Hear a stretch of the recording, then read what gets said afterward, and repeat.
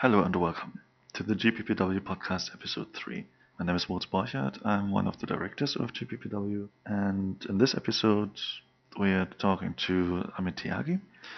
He's a political activist from India, and with him we talked about pretty much the nature of politics and of political leadership.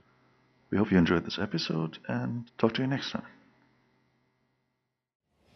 When I saw flaws in the systems, and I myself was victim of this paralysis in the system many a time living an ordinary life, and that made me think that this needs to be changed. Maybe I was not angry, I was disappointed.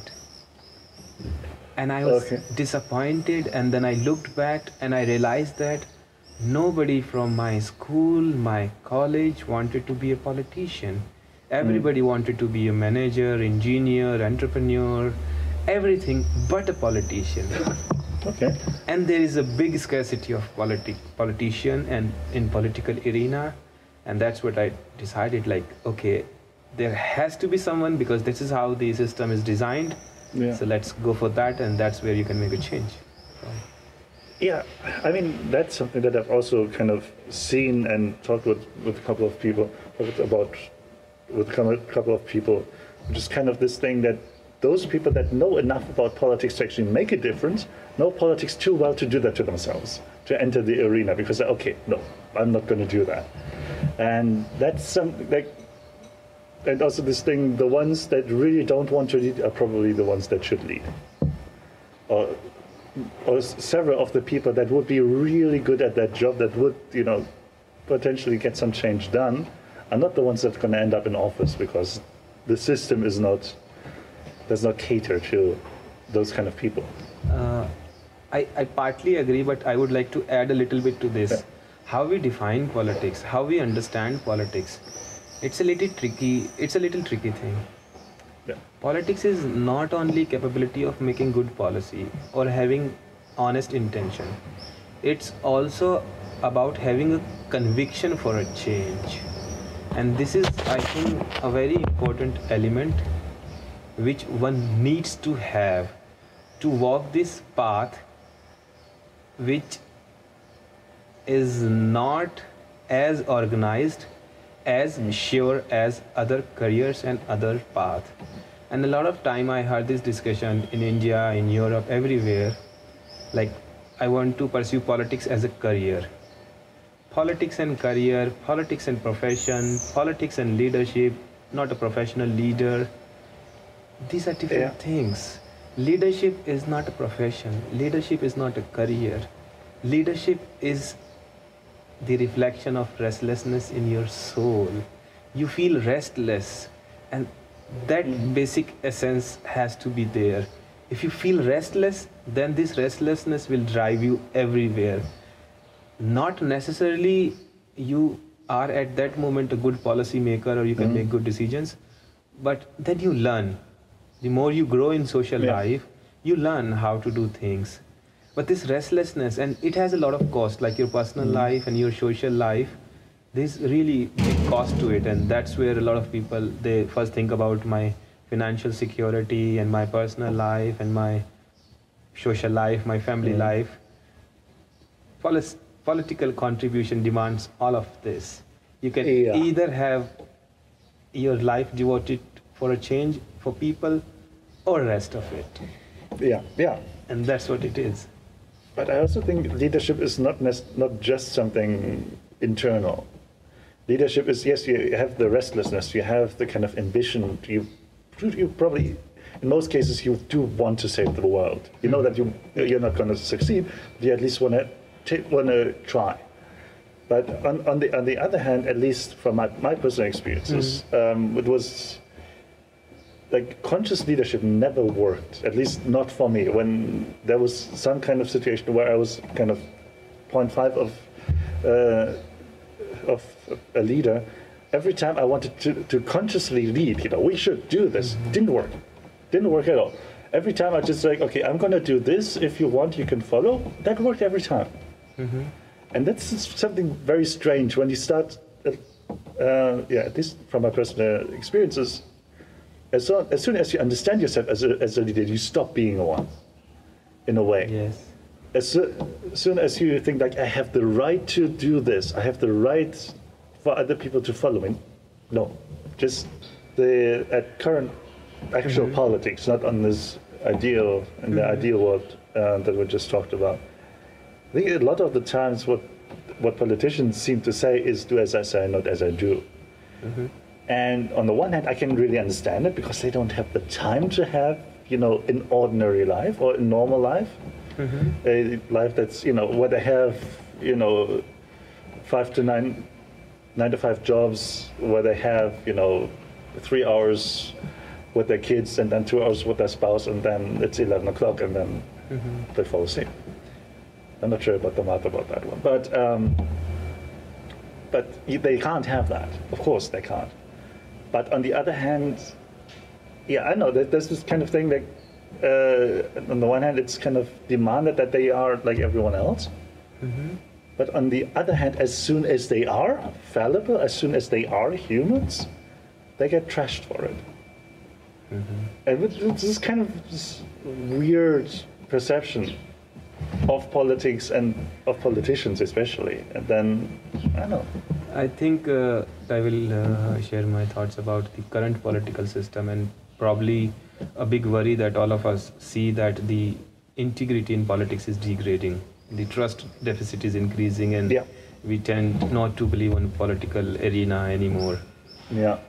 I think that's to an extent true, and I think we as people are also partly responsible for it. We are also not serious about politics. And Mahatma Gandhi said one thing, that politics is like a coil of a snake. No matter how we hate it or like it, it encircles our life. And we have to accept it, that the present system, in whatever form, even in the worst form that we have, it's in many ways better than the systems that we had earlier. Yeah. And what we should aspire as common people to improve this system, not to get disappointed and withdraw from this system. In many times in life we have this disappointment. It's not only political system. When we go to politician, which is very controversial and completely different perception. The way a politician looks at his life or her life is completely different. The way people look at their life is completely different.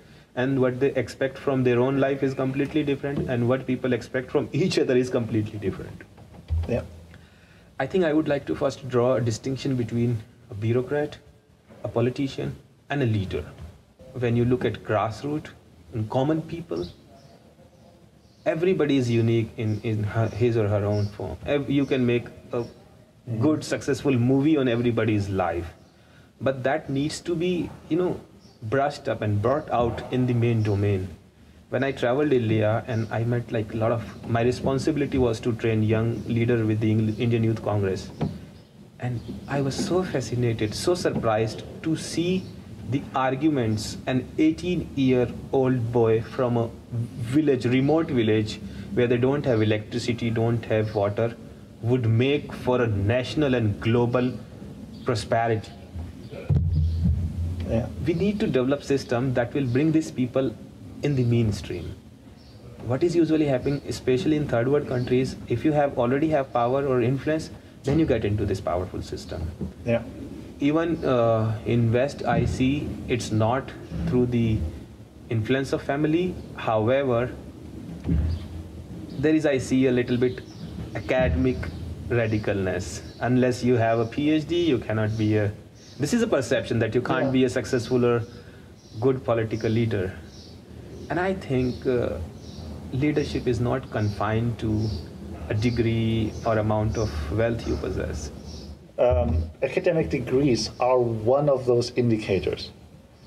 And I think they're one of the most visible ones because they are on your CV most of the time. So I know the question is to have those filters to see who's actually capable and who's not, and that's one of the easiest indicators. So to how to get into the system. It's not, it can't be the only thing. It probably shouldn't even be an indicator, but it's one of the most easily accessible ones. And it's yeah, I mean, it is morally very wrong. This process of defining self is different for them. However, in my opinion, I think everybody works for self. There is a material base of everything on this planet for humans. Well, yes, of course, and I mean for people like leaders, self is there, but self is too broad and too big that everyone is part of this self. But, well, yeah, or probably the kind of, maybe the I even still comes first in the sentence, but the sentence is I want to help. So maybe it's, so of course, in each and every action, we come first because we only have this one damn life, but it's, when we are part of something else, then first of all, the I becomes a bit less important. And also, at some point, yeah, the survival of the group becomes a very high priority. And the well-being of that group. And I think one of those cases where you can see this kind of identification with the larger group is something like degrowth, for example. I mean, we've covered that on GPPW.org a couple of times. That's one of those things, once you get to know the topic, you kind of feel a shared responsibility of saving this damn planet. Yes. Which is what it is about in the end. So, because it is about identifying with the tree. With the tree. And this is very much rational. This is no emotional. Well, it is also emotional, because there is, you do want humankind to survive for a couple of more thousand years. You don't want us to die out in the next 300. Yes. So, yeah. I think so. How I have understood life is a little bit different than I would say my brother or my sister would have understood it by now. And I think the whole idea of whatever we are doing on this planet is to achieve happiness. Yeah. To be happy is what we're doing everything for.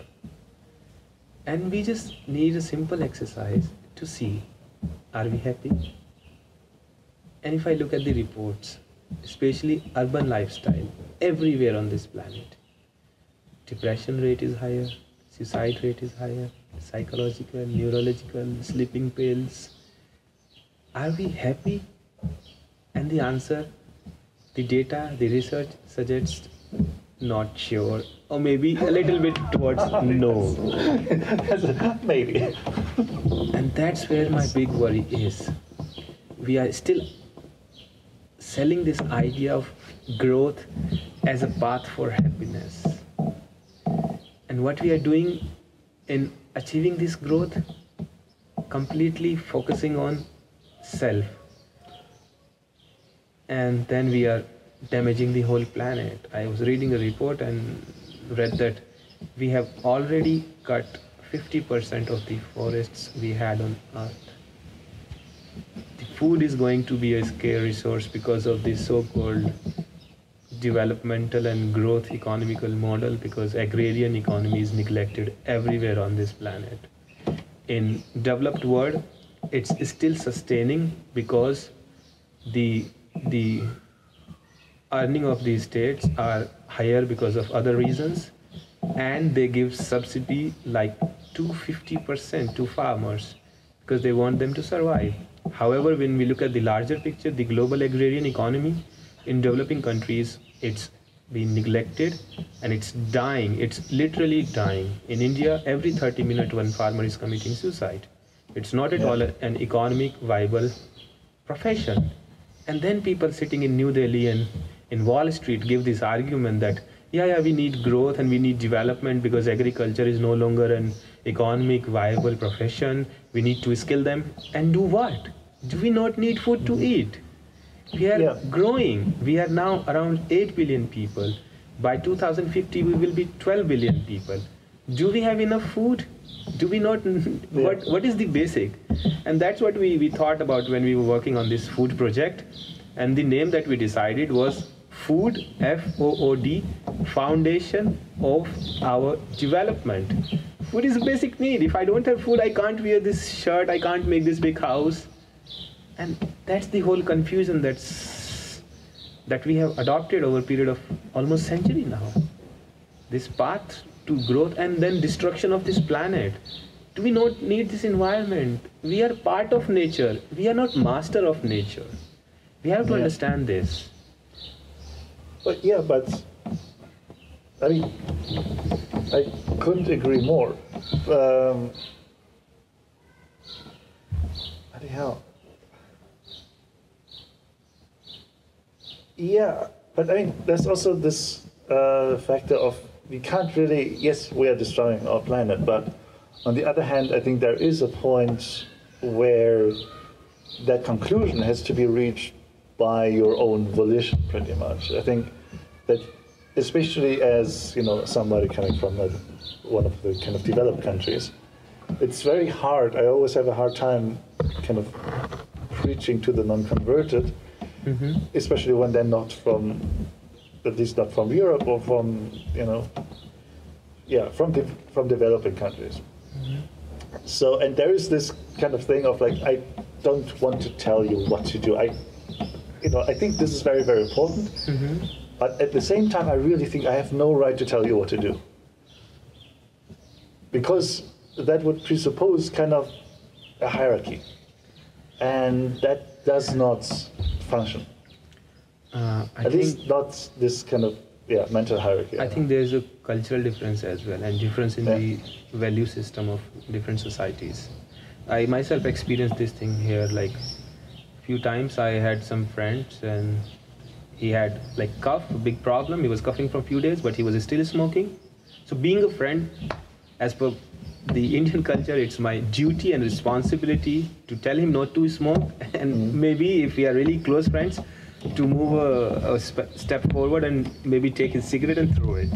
This is a cultural difference. And it's I think the origin is sharing of knowledge, sharing of care, sharing.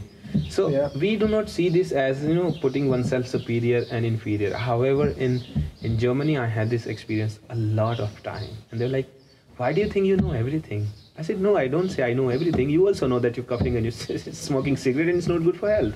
All I'm doing is my duty." I think if there is this fear of being misunderstood is not there between two people. And I think there's a difference between feedback and criticism. When we share some knowledge, not necessarily I would question the intention and integrity of the person who's telling me something. I would sit back, think what the person is saying, then I would make my observation, decision, depending on the person and the feedback and the situation. So I think it's very subjective, situation to situation. But I think that's also depends on trust, very essentially. Yeah. Because you kind of have to trust the person that criticizes you to still mean you well. So if I'm talking with one of my trusted friends and they tell me what horrible person I am, I have to first of all trust them that they mean me no harm. Yeah. And on the other hand, they're not joking, because that's what good friends do. So, you need to have, there's different levels of kind of mental confirmation that are necessary. And this kind of degree of trust, and especially looking at the global politics, I think there's a good point of developing countries saying, whenever there's, let's say, a Western, in quotation marks, politicians say, okay, you should stop killing your forests, stop cutting down too many trees without planting new ones, all that kind of stuff. I think there's a good, there's a reason why they're not necessarily, that's not necessarily always well received. And I mean, in parts, I think colonialism and the backlash from that still plays a role in this debate. And that's also something that at least I personally am always very conscious about.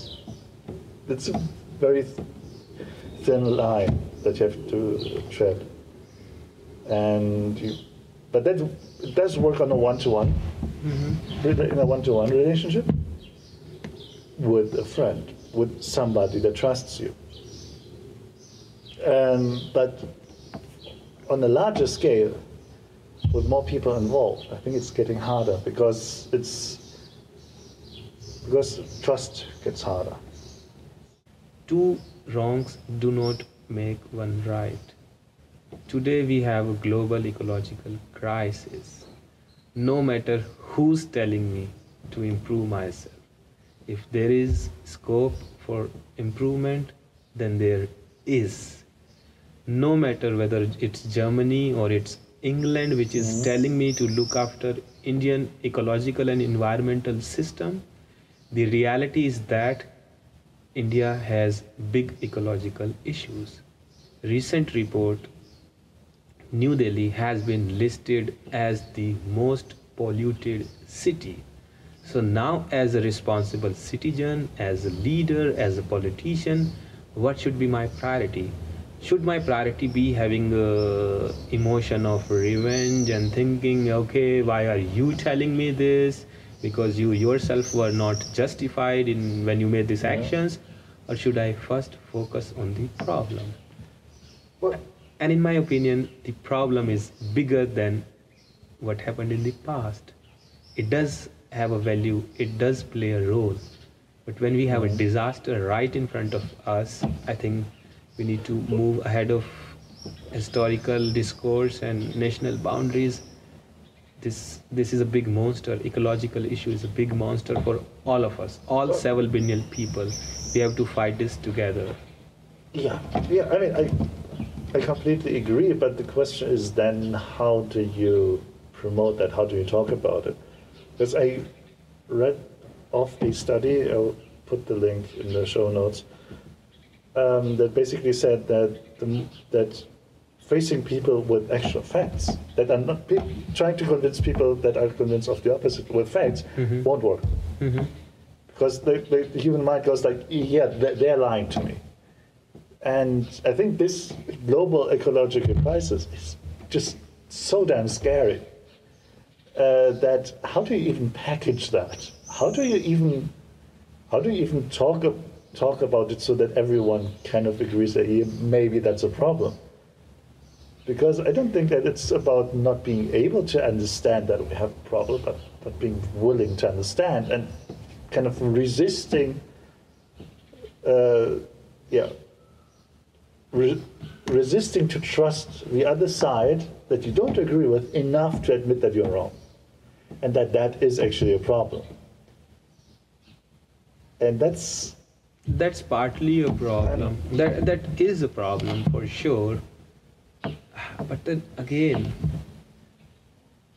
if I were to make a decision, how do I make a decision? Do I only look at this so-called hypocritical dialogue where I do not see justice for both parties or all these stakeholders involved? Or do I first focus on the problem that people are dying in India? And when I focus first at the problem, then probably I think my actions, my thoughts will be a little bit different and my action would be different. And yes, I do see a problem. There has been few United Nations ecological summits. There has been debates whether developed world should share the green technology either on cheaper prices or maybe free, because it's like in Central Asia and South Asia, you have almost like half of humanity. 50% of the population, global population is there. And in terms of ecological crisis, they are really suffering. They don't have good drinking water, health issues, and don't even have fresh air to breathe. That's the level of pain and suffering people are going through. And I think sooner or later, everybody will stand up for everyone. We have seen such incidents in history, like during this Saddam Hussein incident. I remember a lot of Americans did agitation against American policies on war.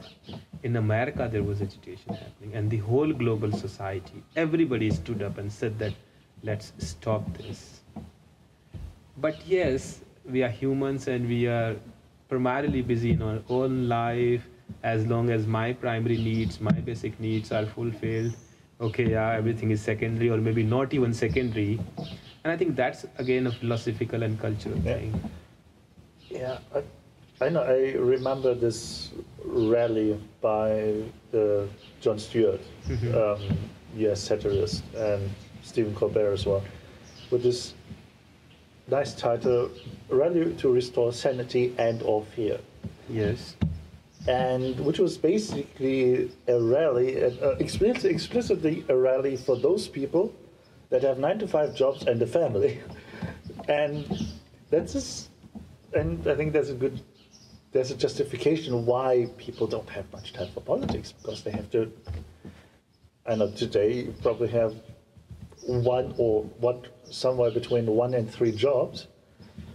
You have, a family, you have like a spouse, or you have people you surround yourself with that you have to take care of, and all that kind of stuff. So most people don't have that much time left to ponder about the deep intricacies of life and politics and justice. Can we forget to drink water? No. I think my answer is no. In the same way, we cannot afford not to take part in political process. It defines our life. But why then do so many people? Okay. Because we don't see in a short term that it doesn't impact our life. And one observation that I have made, not only here, also in India, in so-called developed world of developing countries, as long as we ourselves are financially capable of handling our situation, we think that everything is not needed. And I think that is one reason in developed world why people take less part in political process. If you look at the poor countries where you have poor people, even within developing countries, if you see the analysis, remember in New Delhi and Bombay, there are constituencies you hardly have 30% of voting percentage. Vis-a-vis, go to some rural India where people need a lot of things, then they expect these things to be given by government or to be organized by state. Then you see the voting percentage 70%, 80%. Yeah. So I see the philosophical discourse is same in both population. They need, they take part. They don't need, they don't take part. Yeah. So it's complex. However, that's where the role of a leader comes in. He has to find the balance and justice in them for everyone. And it's not that the rich class, which thinks that just because they are financially capable or they have to an extent an influence or education in a way in the system and they can survive, it will not impact them. If the whole system will collapse, the system will impact everyone, every single one of us. Just because I'm living in Germany doesn't mean that I will not be impacted. Especially issues like ecological, they will impact everyone. We cannot segregate air on the basis of how rich you are or how poor you are. If the air is polluted in Delhi, then it's polluted for everyone. Yeah. And this is what we need to understand. And I hope because of this internet age and information technology, it in a way is beyond these national boundaries and class boundaries, and this is a different time that we are living in. The flow of information is too fast. A lot of information, not necessarily good information, authentic information, but the process of floating the information has been really aggressive and faster in a few decades now. I think there's a point in politics and public in that realm. I always have this feeling that people kind of have an idea what politics should look like, but they have a hard time imagining the actual daily life in the political arena, and the actual process and the actual circumstances in which policies are being made. And so by default saying, yeah, but you didn't deliver 100% of what you said, or I get it, I really do, but I think there's again this lack of trust and there's information that the public doesn't have. Yeah. And where it might be okay that the public doesn't have that information because even more trust would be lost. Some things are best not known, I think. I'm all for, this. I really like transparency, but I think there's a point where it becomes a hindrance. And not just a hindrance as in, people don't take responsibility. You should take responsibility for whatever you're doing in the political arena or wherever. But there are certain kinds of information that maybe need not be known by the broader public. That doesn't mean that there should be, bodies involved that control. I understand your part. There can be information that used in but the day-to-day pressure of political offices, coming back to this thing, is probably something that is not known. Probably people don't care about really. They don't care, what happened at the conference table when, I don't know, the healthcare bill or whatever was discussed. They don't know what horse trading was done to get something through.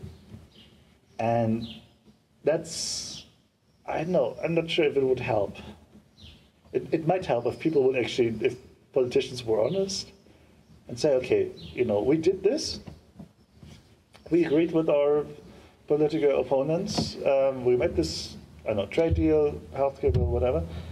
But we got their approval of this, what we really care about. Mm-hmm.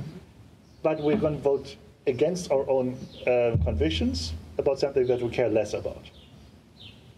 And that's political dealing. That's sometimes politics. Yeah, that's politics. But that's not inherently bad. Or it could be better, surely. But it's that's the reality, and that's kind of course you can then complain about the second policy. Yeah, but you screwed us on that one. And say, yes, but we got you this nice little present 4 months ago, and that was the price. I think how do we define something is good or bad?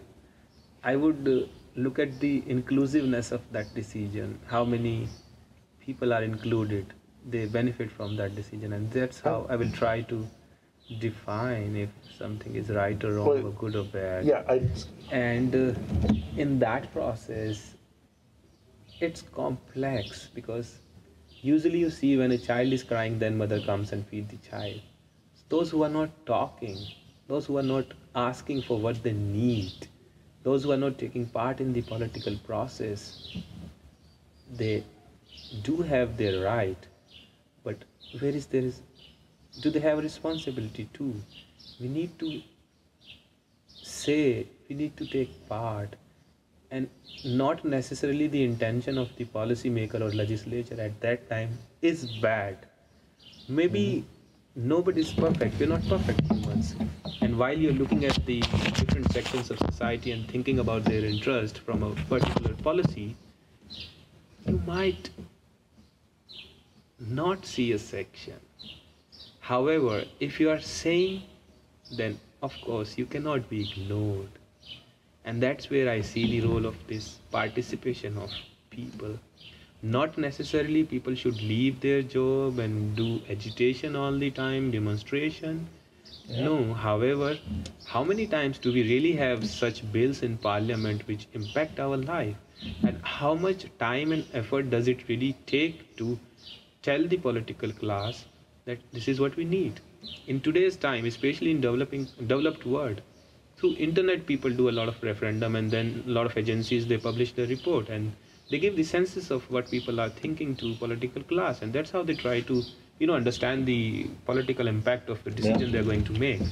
And if we don't even take part by clicking a yes or no, he is or she is there because people have voted for that person. And that is also political process. Yeah. And then we are expecting that person to be XYZ, whatever way.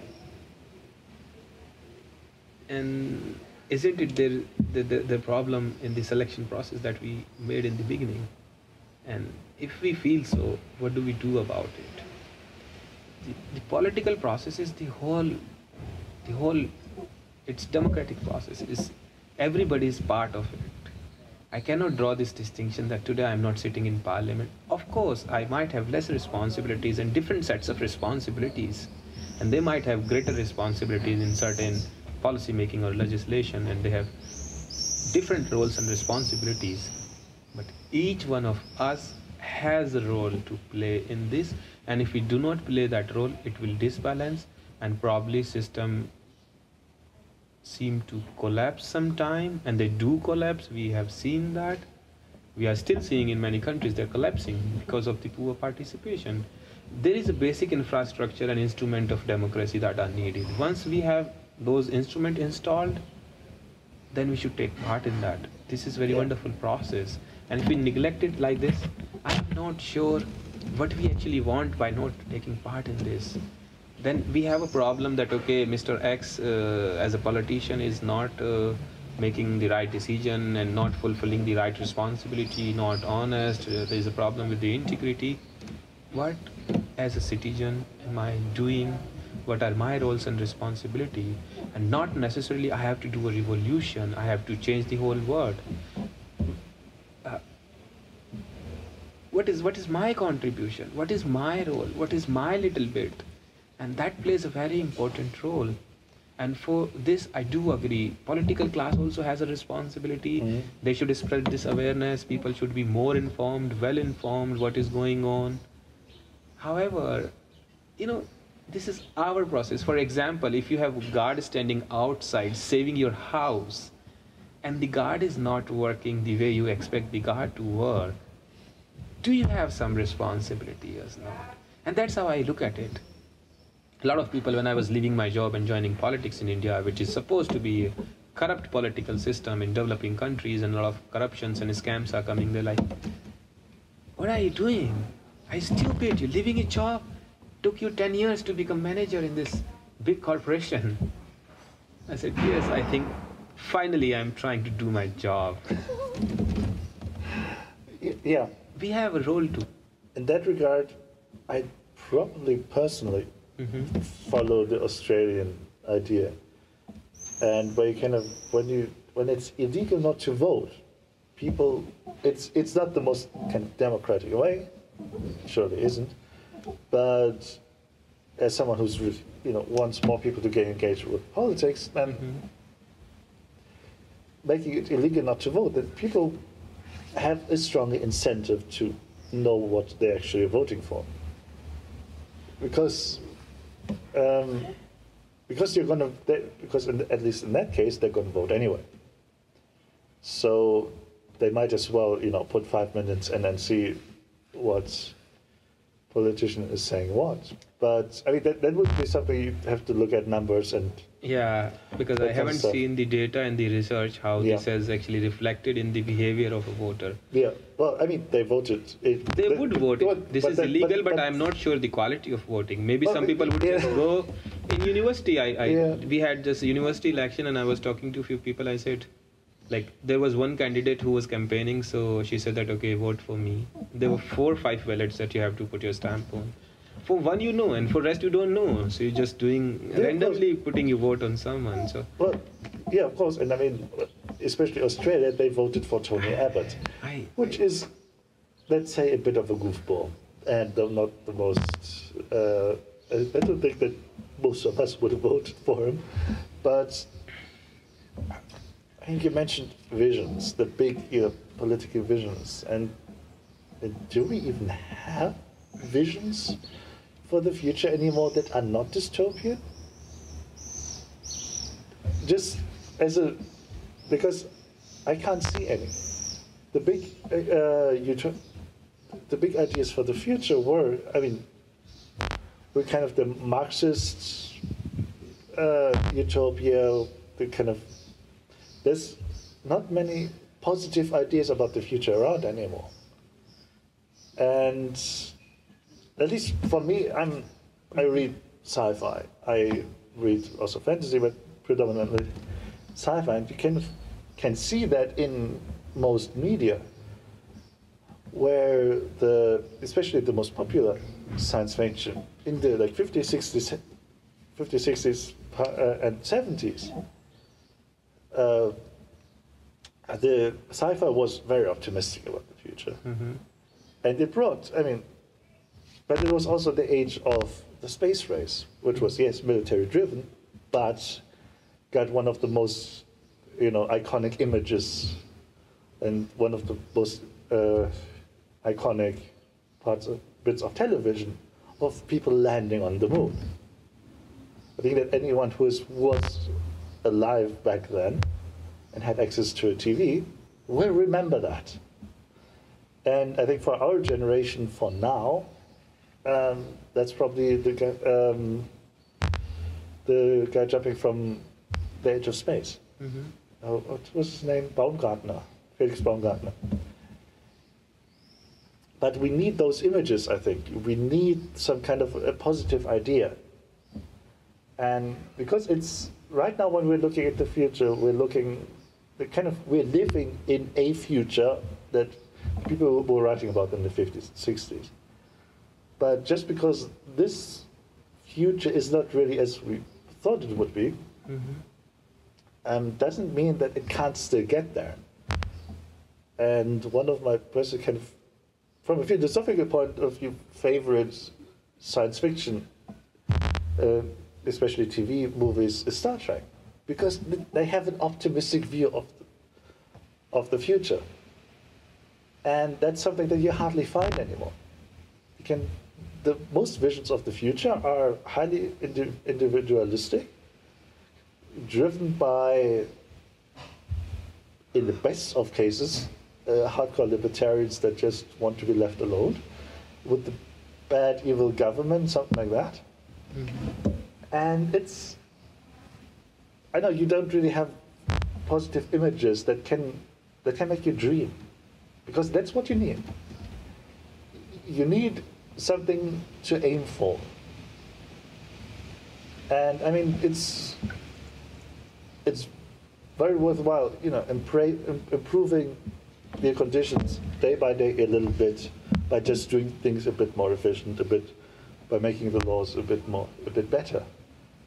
But in the larger scheme of things, I think having kind of a positive outlook does mean quite a lot. And this, not the feeling of, oh, we're so screwed, rather than, hey, it's going to be all right. And right now, I think the sense of we're so lost, we're so screwed prevails. And I think attitude matters. And if you go into a process expecting for things to mess you up, or things to not work, or these kind of things, there's this element of a self-fulfilling prophecy. Mm-hmm. Thank you for listening to this episode of the GPPW podcast. If you like this episode, please do recommend us to your friends and colleagues. You can as well find us on Facebook, Twitter, YouTube, LinkedIn, and of course, gppw.org.